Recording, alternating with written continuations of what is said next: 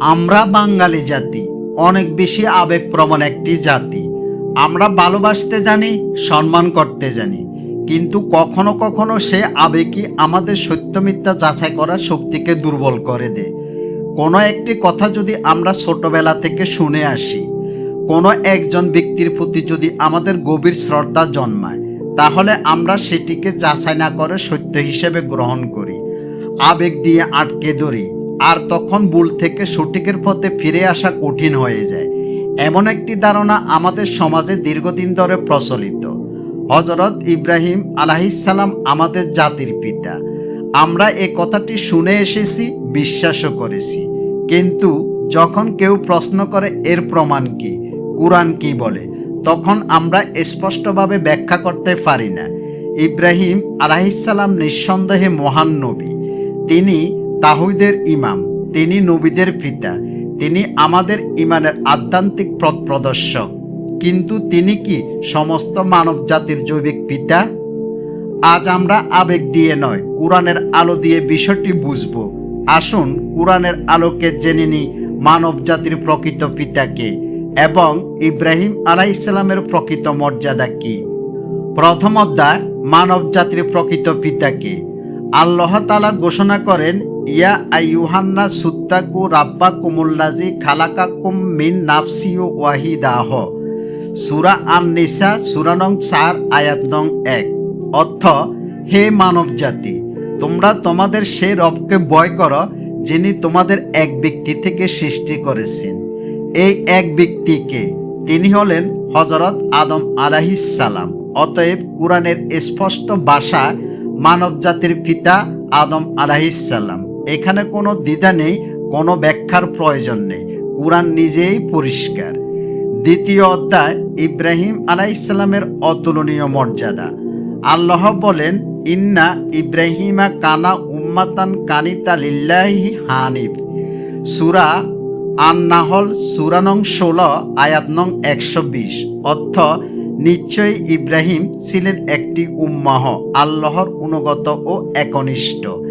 একজন মানুষকে আল্লাহ একটি উম্মাহ বলছেন, তিনি একাই ছিলেন এক জাতির সমান, তাওহীদের জীবন্ত প্রতীক, শিরকের বিরুদ্ধে একক বিপ্লব। তৃতীয় অধ্যায়, কেন তাকে নবীদের পিতা বলা হয়।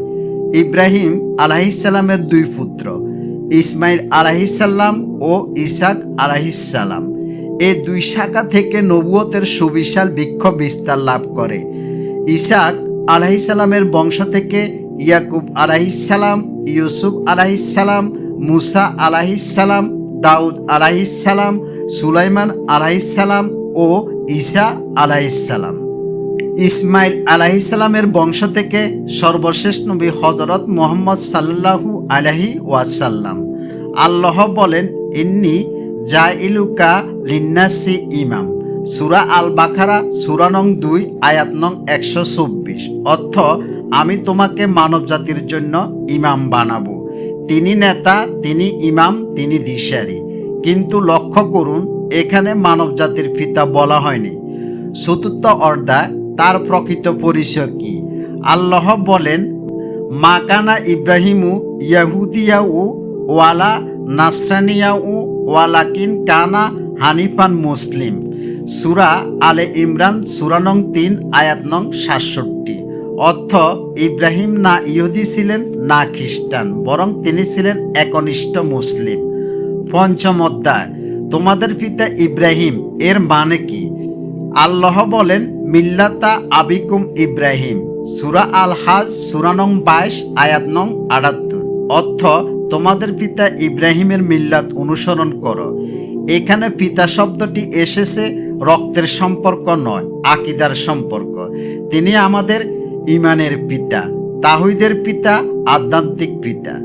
চূড়ান্ত সিদ্ধান্ত, মানব জাতির পিতা আদম আলাইহিসসালাম, নবীদের পিতা ইব্রাহিম আলাইহিসসালাম, তাওহীদের ইমাম ইব্রাহিম আলাইহিসসালাম, আধ্যাত্মিক পিতা ইব্রাহিম আলাইহিসসালাম।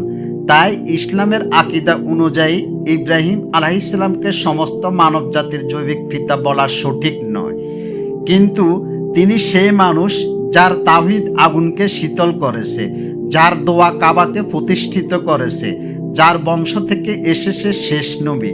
তিনি শুধু ইতিহাস নয়, তিনি ইমানের মেরুদণ্ড। হে আল্লাহ, আমরা যেন উপাধি ব্যবহারে আবেগী না হই, আমরা যেন কোরআনের আলো ছাড়া কথা না বলি। আমাদের জিহ্বাকে হেফাজত করুন, যাতে আমরা অজ্ঞতার কারণে ভুল আকীদা প্রচার না করি।